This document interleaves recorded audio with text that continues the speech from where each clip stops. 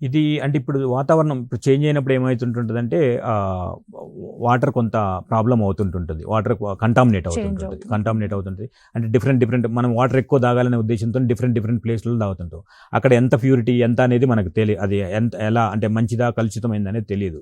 But ఏందంటే అప్పుడు బాగా దాహంతోని ఉంటాం కాబట్టి ఏదో ఒక వాటర్ తాగేస్తా ఉంటుంటారు. అవును. అందుబాటులో ఉన్న వాటర్ అవును. తాగుతుంటారు. దానివల్ల ఈ డయేరియాలు ఎక్కువ అంటే మోషన్స్, వాంతులు రావడానికి అవకాశం ఎక్కువ ఉంటుంది మేడం.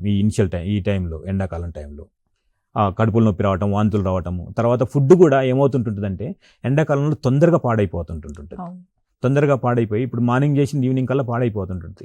జనరల్‌గా మనం మార్నింగ్ చేసింది ఈవినింగ్‌కి అంటే పాడు కాదు కాబట్టి ఎప్పుడు అంతే ఉంటది కదా అని ఇప్పుడు మనం కొన్ని సార్లు తీసుకుంటున్నాం. అదే రకంగా బయట ఫుడ్ కూడా బయట బాగా ప్రిజర్వేటివ్ ఫుడ్స్ అలాంటివి ఉంటుంటాయి. అలాంటివి కూడా తీసుకొని ఎండలో కొద్దిసేపు ఉంచినట్టయితే మళ్ళా ఆ బ్యాక్టీరియా ఫామ్ అయిపోయి ఇబ్బంది అయిపోయి అది ఎప్పుడైతే మనం కన్జ్యూమ్ చేస్తామో అప్పుడు మనకు తొందరగా అంటే ఈ సమ్మర్‌లో అక్యూట్ జీఈలు ఎక్కువ రావడానికి అవకాశం ఉంది. అంటే అక్యూట్ జీఈ అంటే డయేరియా అంటే గ్యాస్ట్రోఎంటరైటిస్ వాంతులు, విరేచనాలు, కడుపుల నొప్పి ఇలాంటివి రావడానికి బాగా అవకాశం ఉంది.